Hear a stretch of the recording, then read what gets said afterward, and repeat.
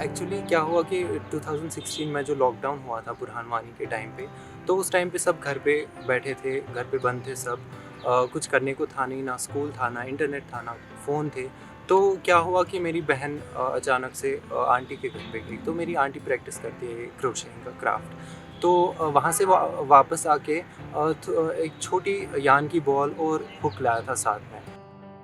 तो मैंने उसको बोला कि मुझे सिखाओ थोड़ा जो तुमने सीखा है, और उसने जो सीखा था बेसिक वो मुझे सिखाने लगी। तो मुझे ऐसा फ़ील हुआ कि मुझे अट्रैक्शन हो गई इसके साथ में।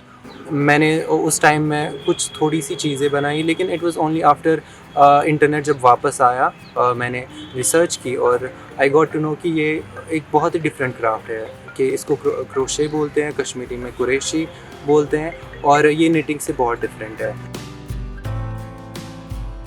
यूल सी कि क्रोशे इज़ वेरी वर्सटाइल। इससे बहुत सारी चीज़ें बनाई जा सकती है, लाइक क्लोथिंग से लेके टॉयज़ तक, डेकोर से लेके कोई भी एक्सेसरी जो भी आप बनाना चाहते हैं वो बना सकते हैं इसमें। और इसमें बहुत सारी मटेरियल्स का यूज़ होता है। यहाँ पर तो खैर मार्केट में उतना मटेरियल अवेलेबल है नहीं, लेकिन अगर आप बाहर देखें तो मटेरियल भी बहुत डिफरेंट होता है। कॉटन से लेके एक्रेलिक, एक्रेलिक से लेके वूल, नेचुरल, सिंथेटिक, जो आपको बनाना होगा उस टाइप का फाइबर आप ले सकते हैं।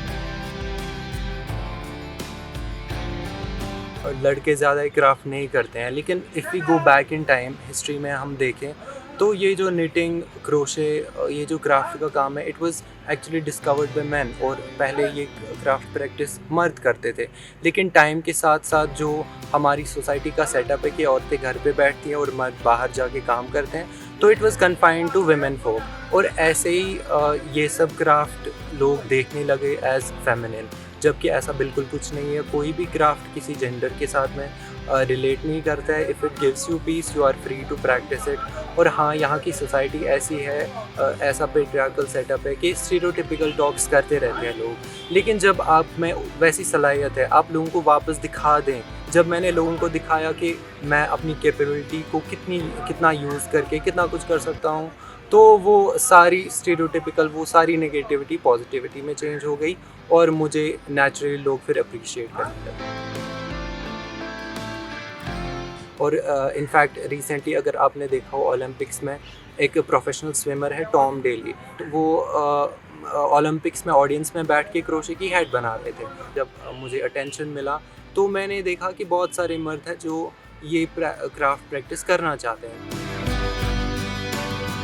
घर वालों का ऑब्वियसली बहुत बहुत ज़्यादा सपोर्ट रहा है। इनफैक्ट मेरे फ्रेंड्स और मेरे रिलेटिव्स, उनका भी बहुत सपोर्ट रहा है। और जो बहन जिससे मैंने सीखा इनिशियली, मैंने फिर वापस उसको सिखाया। इनफैक्ट मेरी आंटी जो है वो मुझसे पूछते हैं कि मुझे और सिखाओ, अब ये कैसे बनाते हो, अब वो कैसे बनाते हो।